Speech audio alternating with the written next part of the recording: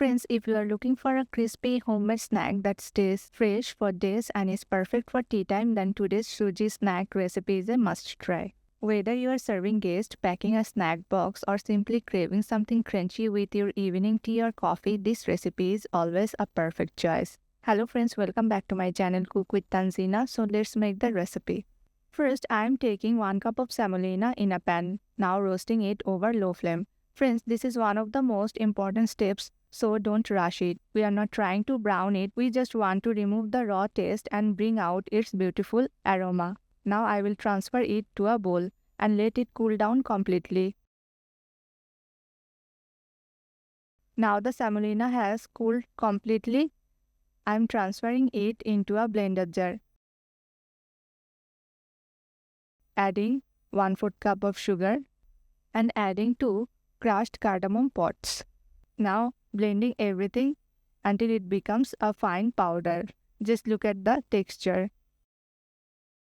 Now pouring everything back into a mixing bowl. Now I am adding 1/4 teaspoon of salt, 2 tablespoons of milk powder and 1/4 teaspoon of baking soda. Mixing everything a quick mix first. Now gradually pouring 1/2 cup of water. Now I am mixing everything really well. Now add 1 cup of all-purpose flour and 2 tablespoons of oil. Now mixing everything together. At first the mixture may look dry, but keep mixing and gently kneading. Within a few minutes, it will come together into a smooth dough.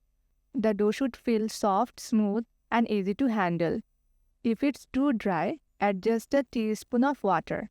If it's too sticky, sprinkle a little flour. Now the dough is looking absolutely perfect. Now I'm taking a small portion of the dough and making shape. Friends, you can make them round, oval, or any design you prefer. Just try to keep all the pieces about the same size. Now heat some oil over low flame. Friends, low heat is the secret to getting perfectly crispy snacks. Now carefully placing the biscuits into the oil.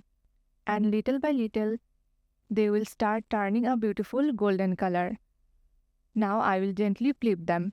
Just look at that golden color.